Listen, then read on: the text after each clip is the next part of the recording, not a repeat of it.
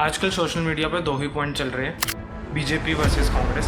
देखा जाए तो चाइना ने अभी रिसेंटली कह दिया कि अरुणाचल हमारा है। उन्होंने सीधा सीधा रिप्लाई करा कि आप तो ऐसे कुछ भी नाम दे दोगे तो हम थोड़ी मान लेंगे कि आपका है। मनमोहन सिंह 2004 के टाइम पे हमारे पास सिर्फ 7 दिन का राशन था। हमारे यहाँ का सोना गिरवी रख के कुछ वो 55 ट्रिलियन डॉलर्स लेके आए थे इलेक्ट्रल बॉन्ड्स।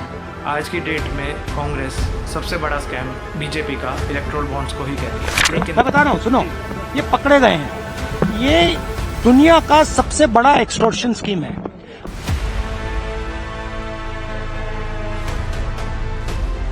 हेलो गाइस, तो आज हम बात करेंगे पॉलिटिक्स के बारे में। पॉलिटिक्स इंडिया में आज की डेट में एक धंधा ही है, ये उससे ज़्यादा कुछ नहीं है। इसलिए आज हम धंधे वाले चैनल पे पॉलिटिक्स की बात करने वाले हैं। मैं होस्ट मैंने काफ़ी सारे इंटरव्यूज़ लिए। एक इंटरव्यू मैंने बीजेपी के सपोर्टर के साथ लिया, एक इंटरव्यू मैंने कांग्रेस के सपोर्टर के साथ लिया, क्योंकि हमने एक चीज़ नोटिस करी है कि सोशल मीडिया आपको वही चीज़ दिखाता है जो आप देखना चाहते हो। अगर आप अपने फ़ोन के सामने जाके बोलोगे कि मैं बीजेपी का सपोर्टर हूँ, तो आपको मैक्सिमम वीडियोस वही दिखाई देंगी जिसमें बीजेपी अच्छा कर रहा है। अगर आप कहोगे कि मैं बीजेपी का सपोर्टर नहीं हूँ, मैं कांग्रेस का सपोर्टर हूँ, तो आपको सारी की सारी वीडियोस कांग्रेस की दिखाई देंगी। तो इसमें आप दूसरी साइड देख ही नहीं पाओगे। तो इस केस में जनरली ये कहा जाता है कि वी आर सोशल एनिमल्स, हम सोशलाइज करने के लिए बने हैं। तो हमें दूसरा जो पर्सपेक्टिव है वो जानना चाहिए, क्योंकि हमें वो चीज़ सोशल मीडिया तो नहीं दिखा रहा। तो उसके लिए क्या करते हैं, हम दूसरे लोगों से कनेक्ट करते हैं। तो मैंने यहाँ एज अ न्यूट्रल पर्सन होके सामने बीजेपी के सपोर्टर के साथ भी एक इंटरव्यू लिया, एक कांग्रेस के सपोर्टर के साथ इंटरव्यू लिया, एंड कुछ पॉइंट्स नोट डाउन करें जिससे हम एक कंक्लूजन पे पहुँच सकते हैं कि क्या हो रहा है अभी देश में। मैं क्यों कह रहा हूँ कि पॉलिटिक्स इस टाइम पे एक धंधा है, एक बिजनेस है, और क्या चीज़ सही है और क्या गलत है, हम ज़रा इसके बारे में अभी डिस्कस करेंगे।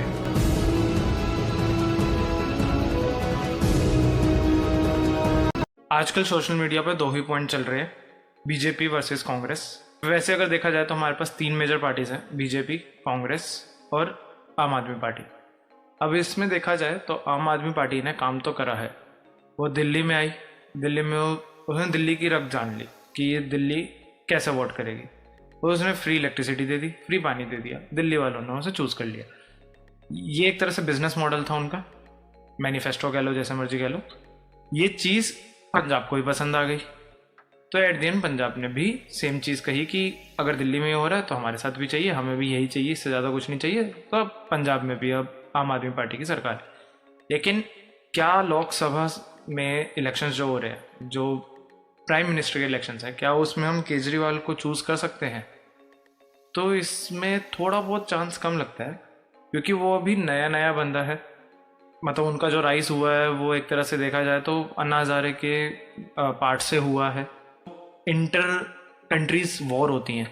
अब चाइना भी हमारे पे हल्ला बोल रहा है। जैसे देखा जाए तो चाइना ने अभी रिसेंटली कह दिया कि अरुणाचल हमारा है, और एक रिवर को भी अपना नाम दे दिया, अरुणाचल को भी अपना नाम दे दिया। तो हमारी जो पार्टी है, बीजेपी पार्टी है, जो अभी पावर में है, उन्होंने सीधा सीधा रिप्लाई करा कि आप तो ऐसे कुछ भी नाम दे दोगे तो हम थोड़ी मान लेंगे कि आपका है। ऐसे तो मैं चाइना को कह देता हूँ कि वो हमारा है, तो हमारा थोड़ी हो जाएगा। ऐसे लॉजिक नहीं है। तो ये चीज़ हमारी अभी प्रेजेंट सरकार कर सकती है, लेकिन मैं ये आम आदमी पार्टी से थोड़ा बिलीव नहीं रखता हूँ कि वो अभी इतनी डेयरिंग हुई है। तो हम वहाँ तो नहीं जा सकते, वो स्टेट्स के लिए ठीक है, तो उनका मॉडल अच्छा है, उनका मैनिफेस्टो अच्छा है, काम अच्छा करते हैं। देखा जाए तो दिल्ली में काफ़ी ज़्यादा उन्होंने सुधार किए हैं, सारे स्कूल्स उन्होंने अच्छे बना दिए, हॉस्पिटल्स अच्छे कर दिए हैं, जो आम आदमी को चाहिए, जो लिटरली उनका काम था। हम सरकार क्यों चूज़ करते हैं? हम उनको टैक्स देते हैं। बेसिकली जो काम हम नहीं कर सकते, हम जाके हॉस्पिटल सही नहीं कर सकते, हमारा खुद का एक काम है, हमारी खुद की एक जॉब है, हम बाकी काम नहीं कर सकते। तो उसके लिए हम जाते हैं सरकार के पास कि ये लो, हम आपको अपनी कमाई का थोड़ा सा हिस्सा आपको दे रहे हैं, जिसको हम टैक्स कहते हैं। अब ये आपका काम है कि आप ये बाकी की सारी चीज़ों को संभालो जो हम नहीं कर सकते, लेकिन हमें ज़रूरत है उसकी। तो हम इसके लिए जाते हैं सरकार के पास, हम उनको टैक्स दे देते हैं। अब वो ये चीज़ करना चाहिए, जो कि आम आदमी पार्टी ने तो बहुत सही से किया है। उन्होंने स्कूल सही कर दिया, उन्होंने हॉस्पिटल सही कर दिया, रोड सही कर दी, उन्होंने फ्री इलेक्ट्रिसिटी दे दी, फ्री पानी दे दिया, जो एक्चुअली हमें चाहिए जीने के लिए, वो सब कुछ सही कर दिया। यहाँ तक कि एक्सीडेंट अगर आपका हुआ है दिल्ली में तो आपको इलाज भी मुफ्त मिलेगा। तो मैं तो कहूँगा कि आम आदमी party is the best party, लेकिन एज अ पीएम थोड़ा सा मुश्किल हो जाता है। तो अब हमारे पास बचती हैं दो ही सरकारें, कांग्रेस और बीजेपी। तो मैंने कांग्रेस के साथ जब डिस्कशन करी तो उसमें हमने कुछ पॉइंट्स हाईलाइट किए कि कांग्रेस ने इंडिया बनाया। जब इंडिया था भी नहीं इंडिया, इट वॉज भारत, जहाँ पे बहुत सारा एरिया है जिसको अलग अलग पार्ट्स में डिवाइड कर रखा है, जैसे दिल्ली, हरियाणा और पंजाब, ये एक ही स्टेट थी, इस पे एक राजा का राज था। फिर यहाँ अगर हम नीचे चले जाएं साउथ की साइड पे, तो वहाँ पे आपने कहानियाँ सुनी होंगी छत्रपति महाराज की, मुगल्स ने हम पे राज किया है। तो पूरे इंडिया पे किसी ने राज नहीं किया, वो अलग अलग जगह पे छोटे छोटे पार्ट्स में बटे हुए थे और वहाँ पे वही राज करते थे।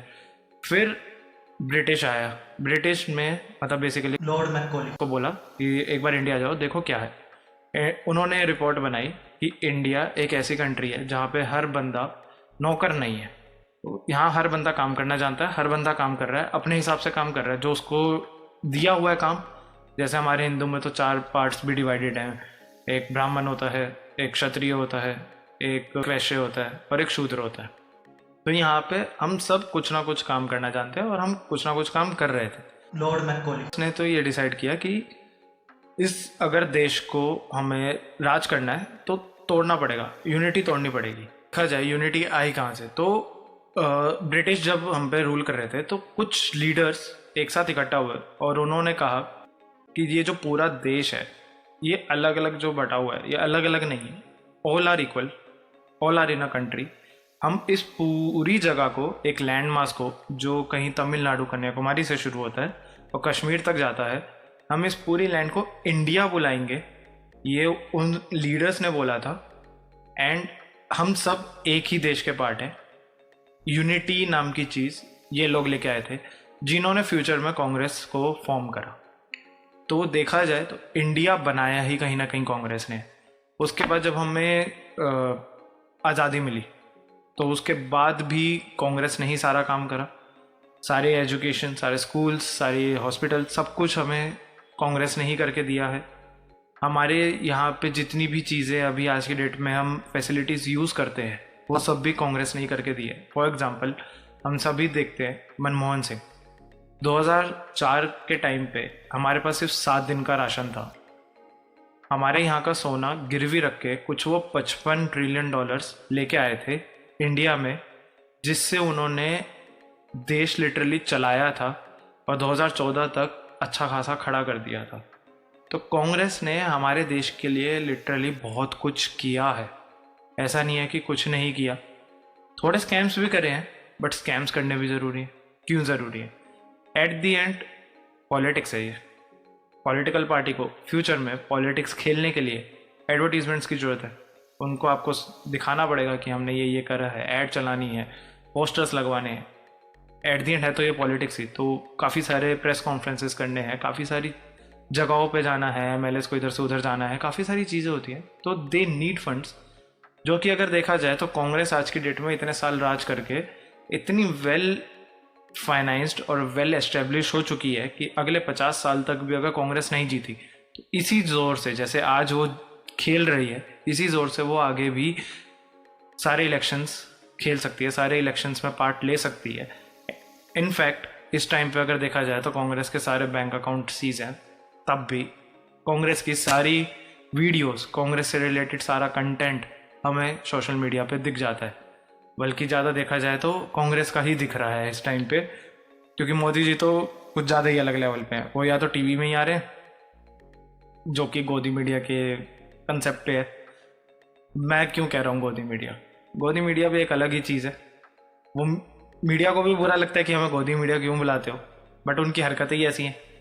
वो मोदी जी जब आते हैं तो उनसे कुछ पूछते नहीं है, राहुल गांधी जी सब कुछ पूछने लग जाते हैं, और जब इनके पास कुछ नहीं होता दिखाने के लिए तो देश की सच्चाई तो दिखाते नहीं। इनके लिए बड़ी खबर क्या है? एलविश यादव की जिंदगी में क्या चल रहा है।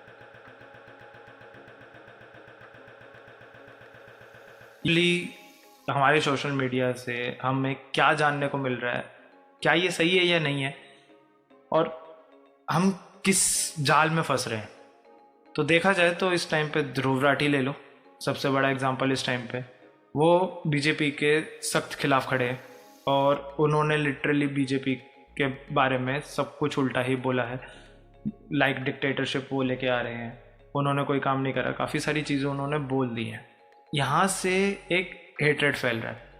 प्लस अगर आप देखोगे कांग्रेस जितनी भी चीज़ें चला रही है, जितनी भी ऐड चला रही है, जितनी भी वीडियोस चल रही है, सब हेट्रेड फेस कर रही है।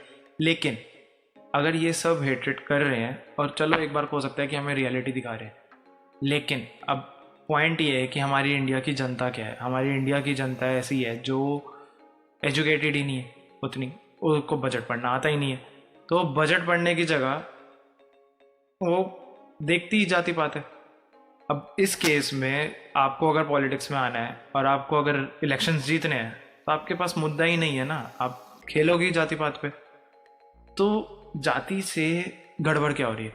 मोदी जी ने हिंदू मुस्लिम ये सारी जो हेट्रेड फैलाई है, जो देखा जाए तो काफ़ी ज़्यादा फैल चुकी है, इससे हो क्या रहा है? हम एज एन इंडिविजुअल मुस्लिम से काफ़ी ज़्यादा डरे हुए हैं और हमारे थॉट ये प्रोसेस चल रहा है कि वो हमें मारे उससे पहले हम उन्हें मार देते हैं। और वहीं सेम केस जो मुस्लिम्स मारना भी नहीं चाहते थे, उनके केस में भी यही डर फैल गया है, ये हिंदूज हमें मारे उससे पहले हम इन्हें मार देते। तो एक सिविल वॉर की सिचुएशन खड़ी कर रहे हैं। ये सिविल वॉर इतनी बड़ी चीज़ नहीं है, क्या पता ना भी हो, वो रोक भी दें, लेकिन इसका रिजल्ट कहाँ तक जाएगा? इसका रिजल्ट लिटरली उस पॉइंट पे आ सकता है जिस पॉइंट पे इंडिया फॉर्म हुआ था, जो मैंने अभी थोड़ी देर पहले बोला। जो लीडर्स ने इंडिया को फॉर्म करा था, उससे पहले हो क्या रहा था? हरियाणा पंजाब अलग होने की कोशिश कर रहे थे, वो उनको खालिस्तान चाहिए था। यहाँ साउथ वाले जो हैं वो कह रहे थे कि ये हमारी अलग सी जगह है, हम इसको अलग से कंट्री बनाएंगे। लेफ्ट साइड वाले, ये पाकिस्तान वाले, ये अलग कह रहे थे। तो ये चीज़ दोबारा हो रही है। अगर ऐसे ही चलता रहा और इतना ही हेट्रेड फैलता रहा तो खालिस्तान वाला कॉन्सेप्ट हो गया, नीचे साउथ वाला कॉन्सेप्ट हो गया, ये अपने पार्ट पे आ जाएंगे कि हमें ये अलग चाहिए।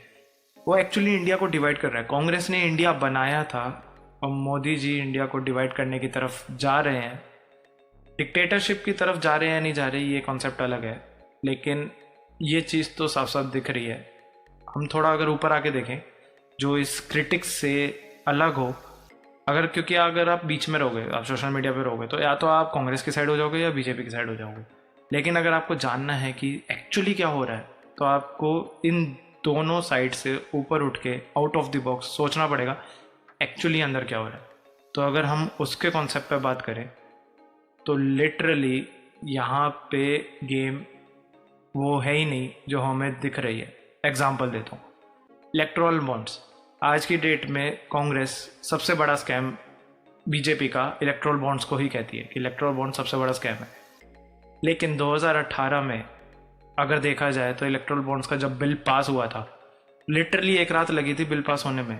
एंड बिल पास होने के लिए सारे के सारे अपोजिशन लीडर्स और सबकी रजामंदी चाहिए होती है। तो उस टाइम पे क्या कांग्रेस सो रही थी? उसे एक क्वेश्चन नहीं उठाया, लिटरली एक रात के अंदर अंदर इलेक्टोरल बॉन्ड्स का बिल पास हो गया, क्योंकि पैसे सबको आने थे, आपको भी आने थे, कांग्रेस को भी आने थे, बीजेपी को भी आने थे। लेकिन अब इनके पास कोई टॉपिक ही नहीं है ना, वो आगे जाके लड़े किस बात पे? अब यहाँ पे कांग्रेस, राहुल गांधी जी की एक स्पीच है, वो कह रहे हैं कि हम जीएसटी देते हैं, वो कह रहे हैं कि हम एजुकेशन पे टैक्स देते हैं। आज की डेट में देखा जाए तो इंडिया में सेकंड हाईएस्ट एजुकेशन टैक्स है, 18% का टैक्स है। और इंडिया को हम कहते हैं कि हम एजुकेटेड कंट्री बनाना चाहते हैं, बट कैसे बनाएंगे अगर हम 18% का एजुकेशन पे ही टैक्स लगा देंगे?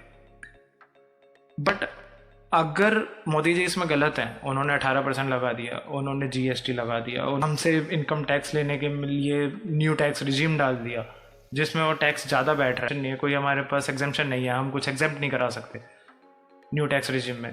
तो अगर ये सारी चीज़ें गलत हैं तो कांग्रेस का मैनिफेस्टो रिलीज हो चुका है, उसमें एक भी पॉइंट नहीं है जो टैक्स से रिलेटेड हो। अगर कांग्रेस ठीक है, एक पॉइंट तो दो। हम आम आदमी के लिए 3 चीज़ें चाहिए। हम जो कमा रहे हैं वो एटलीस्ट हमारे हाथ में रहे, अगर थोड़ा आपके पास भी जा रहा है तो उससे या तो हमें काम मिले, जो कि उतना खास मिल नहीं रहा। टैक्स कम कर नहीं रही है, अगर एजुकेशन पे टैक्स लिटरली ज़्यादा है और एजुकेटेड कंट्री बनानी है और इसकी तरफ आपका ध्यान है, मान लिया कि बीजेपी का नहीं है, कांग्रेस का अगर है, तो सबसे पहला रूल तो यही आना चाहिए ना कि हम टैक्स कम कर देंगे एजुकेशन में। वो उन्होंने करा नहीं। टैक्स रिजिम, जॉब वाले पर्सनस के लिए टैक्स बहुत बड़ा एक इशू है। बहुत ज़्यादा अमाउंट हमारे टैक्स में चला जाता है।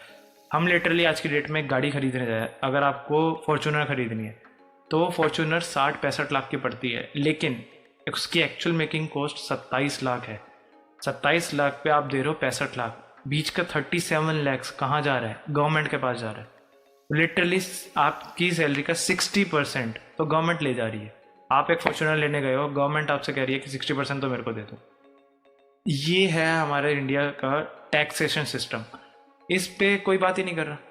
ना कांग्रेस बात कर रही है, ना बीजेपी बात कर रही है। कांग्रेस की देखी जाए तो कांग्रेस कह रही है कि मैं 1 लाख पर एनम इनकम दूंगी हर हाउस होल्ड को, जो भी बिलो पॉवर्टी लाइन आते हैं, और जो भी इंजीनियर्स हैं, मतलब जो भी ग्रेजुएट्स हैं, उनको 1 लाख पर एनम दे दूंगी अगर अप्रेंटिसशिप के नाम पे 25 साल की उम्र तक। ये तो एक तरह से फ्री में खिलाना हो गया। इससे गड़बड़ क्या है? इंसान मेहनत 25 की उम्र ही तो होती है जहाँ तक वो मेहनत करता है।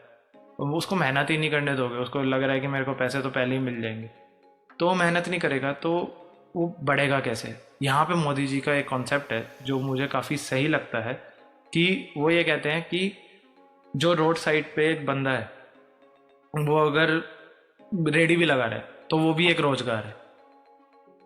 क्योंकि उनका कॉन्सेप्ट क्या, वो जा रहे हैं पुराने भारत की तरफ। वो कह रहे हैं कि पहले जो लॉर्ड मैकॉले आया था, उसने क्या लाइन बोली थी कि यहाँ इंडिया में हर बंदा एंटरप्रेन्योर है, हर बंदा अपना काम कर रहा है। वो जा रहे हैं उसी कॉन्सेप्ट पे कि हर बंदा लिटरली अपना काम करे। जॉब और ये सारी चीज़ें बहुत कम हो जाए, तो जॉब के लिए वो कंसेप्ट ही नहीं छोड़ रहे हो। वो कह रहे हैं कि आप अपना बिजनेस करो, मैं बिजनेस में आपका साथ दे रहा हूँ। बिजनेस जितने लोग कर रहे थे, अगर आप चार्ट भी देखोगे, मैं एक चार्ट अटैच कर दूंगा, चार्ट भी देखोगे तो उसमें रिचेस्ट पीपल जो है, टॉप 20 रिचेस्ट पीपल, उनकी ग्रोथ बहुत ज़्यादा बढ़ी है। वो मेनली बिजनेसमैन है। उसके नीचे अगर हम आए तो 20% अपर मिडिल क्लास वाले जो लोग, इनकी इनकम में भी थोड़ी सी ग्रोथ हुई है। इन दोनों को फ़ायदा हुआ है मोदी जी के आने से, क्योंकि इन्होंने बिजनेस साइड अचीव करा, बिजनेस साइड को ही देखा। लेकिन उससे नीचे जितनी भी जनता है, चाहे वो बिलो लोअर मिडिल क्लास हो, मिडिल क्लास हो, और बिलो पॉवर्टी लाइन क्लास हो, लोअर क्लास, तो इन सब ने ही डाउनफॉल फेस करा है। और सबसे ज़्यादा तो पुअरेस्ट पीपल ने डाउनफॉल फेस करा है। तो लिटरली उनकी इनकम बहुत ज़्यादा ही कम हो गई है। इस पे कांग्रेस का एक पॉइंट है, काफ़ी अच्छा लगा मेरे को, कि वो मिनिमम वेज को 128 रुपये से 400 रुपये का करने की बात कर रहे हैं। तो वो एक अच्छा पॉइंट है। लेकिन मेरे को जो चीज़ ख़राब लगी वो ये थी कि उन्होंने टैक्स के ऊपर या काफ़ी सारी ऐसी चीज़ें जिस पे बात ही नहीं करी, जो कि होनी चाहिए नीड में। अगर वो आज की डेट में लिटरली टैक्स को ख़त्म कर दें, टैक्स अच्छा खासा एग्जेम्पशन लेके आ जाए, कुछ सही चीज़ कर दें टैक्स से रिलेटेड, मैं तो कह रहा हूँ कल ही राहुल जी जीत जाएंगे, मोदी जी का नाम ही नहीं आएगा। क्योंकि जाति पात से ऊपर हमें स्टैंडर्ड ऑफ लिविंग चाहिए। अब हमारी प्रॉब्लम कहाँ हो रही है? जाति पात में मोदी जी जो कॉन्सेप्ट बोल रहे हैं, कॉन्सेप्ट ठीक है, हमें वहाँ पे कुछ पॉजिटिव मिल रहा है, हमें मंदिर मिल रहा है। मंदिर क्या है? मंदिर एक लिटरली बिजनेस प्लेस है। राम मंदिर जहाँ बना, वहाँ पे एक ज़मीन की रेट राम मंदिर बनने से पहले 2000 रुपये स्क्वायर फीट थी, और आज की डेट में 40,000 रुपये स्क्वायर फीट है। लिटरली 20 टाइम्स वैल्यू बढ़ गई है। वहाँ बिजनेस नहीं है तो और क्या है? मंदिर, 2 और मंदिर बनेंगे। तो लिटरली इंडिया को एक बिजनेस प्लेस बनाया जा रहा है, टूरिस्ट प्लेस बनाया जा रहा है। स्टैचू ऑफ यूनिटी खड़ा करा उन्होंने, काफ़ी सारी चीज़ें अच्छी हैं। वो एक टूरिज़्म, एक बिजनेस खड़ा कर रहे हैं, इंडिया को ग्रोथ की तरफ लेके जा रहे हैं। मैं यहाँ ये कहूँगा कि ना मोदी जी गलत है, ना कांग्रेस गलत है, दोनों ही इंडिया की ग्रोथ देखना चाहते हैं। प्रॉब्लम है माइंडसेट में। माइंडसेट की तरफ अगर हम चले तो कांग्रेस है जो सोशलिज्म और कैपिटलिज्म दोनों कंसेप्ट को साथ लेके चलना चाहती है। लेकिन जो बीजेपी है वो सिर्फ कैपिटलिज्म की तरफ देखती है। उसका जो थियोरी है, उसके जो माइंडसेट है, वो सिर्फ कैपिटलिज्म पे है। इन दोनों में डिफरेंस क्या है, लॉजिक क्या है? सोशलिज्म की तरफ अगर मैं बात करूं तो सोशलिज्म क्या हो गया? एक तरह से प्योर सोशलिज्म, मतलब सारा कंट्रोल गवर्नमेंट के हाथ में होगा दुनिया में जो भी कुछ हो रहा है। इसके एग्जांपल आपको दिख सकते हैं नॉर्थ कोरिया में और रशिया में और चाइना में। ये हो गए मोनार्की वाले सिस्टम, यहाँ पे डिक्टेटरशिप कह सकते हैं हम इसे। ये है प्योर सोशलिज्म, यहाँ पे सारा कंट्रोल गवर्नमेंट को चाहिए, देश के अंदर कुछ भी हो रहा है सारा कंट्रोल। कैपिटलिज्म क्या हो गया, सब कुछ प्राइवेट कर दो, सारी चीज़ें गवर्नमेंट के हाथ से हटा दो, गवर्नमेंट को कुछ देखना ही नहीं है, गवर्नमेंट के हाथ में सिर्फ मिलिट्री है, बाकी सब प्राइवेट हो गया। ये कॉन्सेप्ट क्या है, सारी वेस्ट कंट्रीज उठा के देख लो, यूरोप, यूएस, और इनका तो हाल आप देख ही चुके हो, काफ़ी बुरा चल रहा है। इन्फ्लेशन लगा लो, काफ़ी सारी चीज़ें लगा लो, वो हाल लिटरली ज़्यादा बुरा चल रहा है, हमसे ज़्यादा बुरा इस टाइम पे उनका हाल चल रहा है। यूएस वगैरह, ये इनके पास बस प्रिंटिंग मशीन है, खुद के पैसे छाप सकते हैं, तो ये इसलिए ज़िंदा है, नहीं तो इनका सबसे ज़्यादा लोन आज की डेट में यूएस का है। कैसे, वो प्योर कैपिटलिज्म की तरफ जा चुकी है।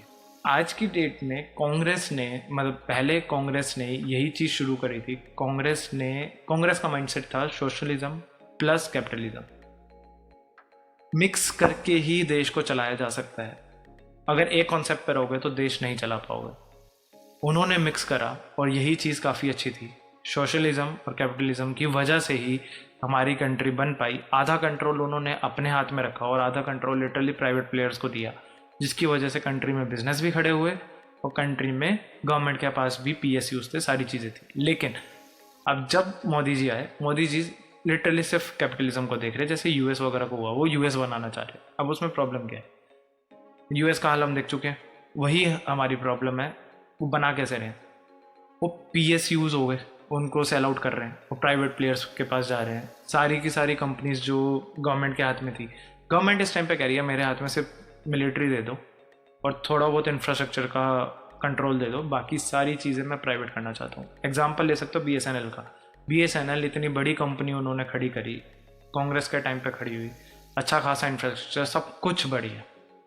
BSNL को थोड़ा सा इम्प्रूव कर देते तो आज की डेट में एक गवर्नमेंट कंपनी की सिम होती है हमारे फ़ोन में, ना कि प्राइवेट प्लेयर्स होते उसमें, और हमें सर्विस भी अच्छी मिल रही होती और सस्ती मिल रही होती।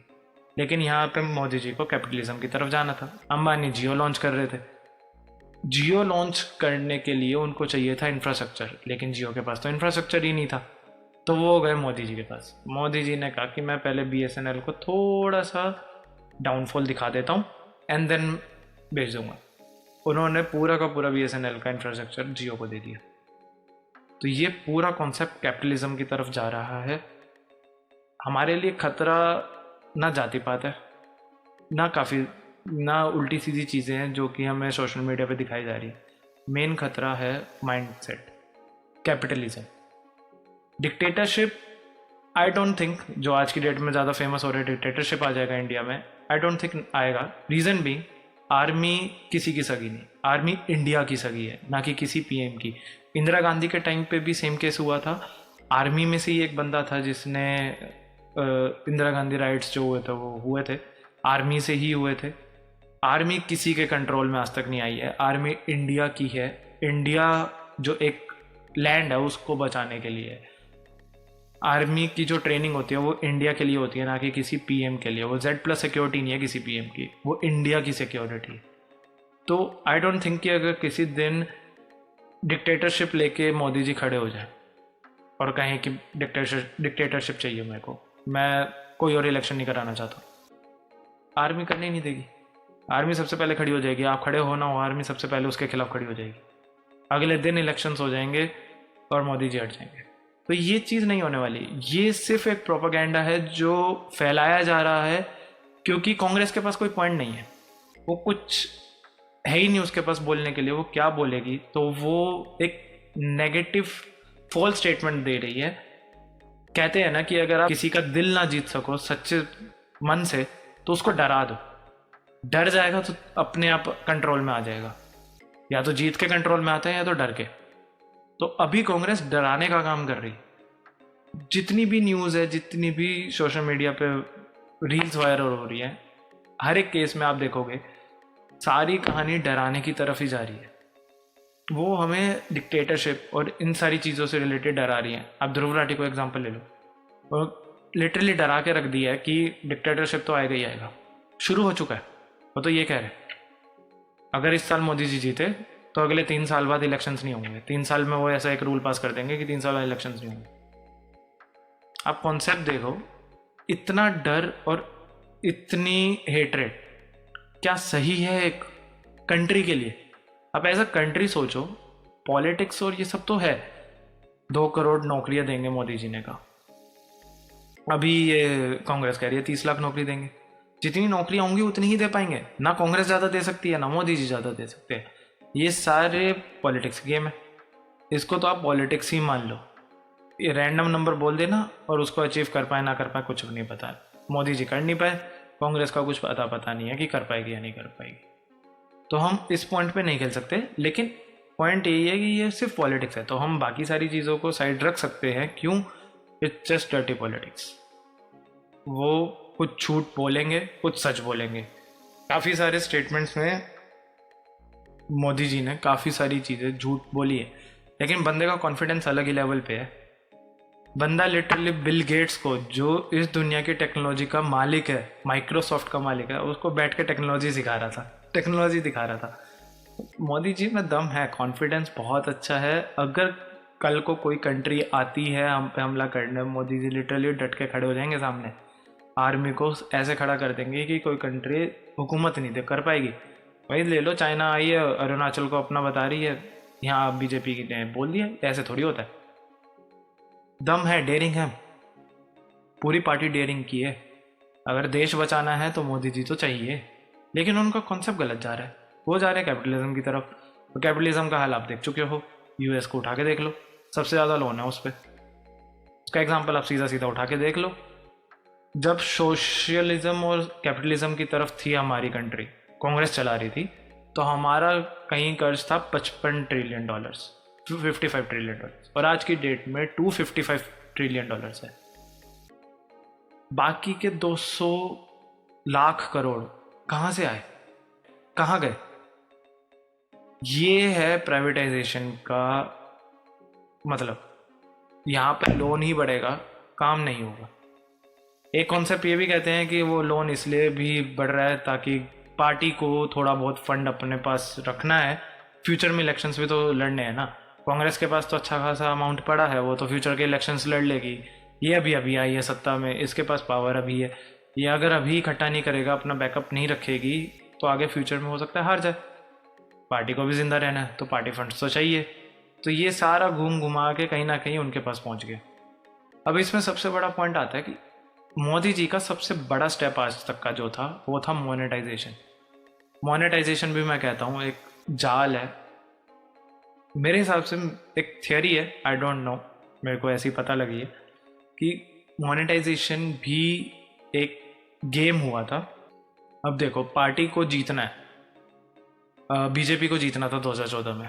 बीजेपी ने काफ़ी सारे बिजनेस से बात करी और कहा कि मैं जीतूंगी, अब मैं आपको इतना इतना प्रॉफिट करके दूंगी।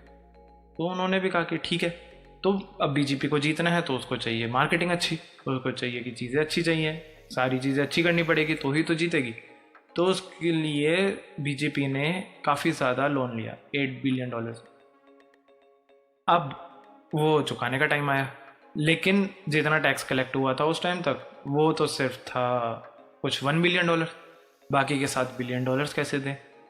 तो उस $7 बिलियन को एट अ टाइम देने के लिए डिमोनेटाइजेशन हुआ, जिसमें हम सब का अमाउंट जो घर पे पड़ा था, जो था ही नहीं बैंक में, वो सारा अमाउंट उन्होंने बैंक में बुलाया।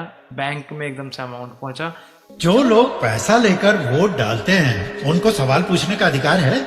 अभी जो भी हो रहा है वो इलेक्शन नहीं है, कलेक्शन है। हम वोट कलेक्ट करेंगे, वो पैसे कलेक्ट करेंगे।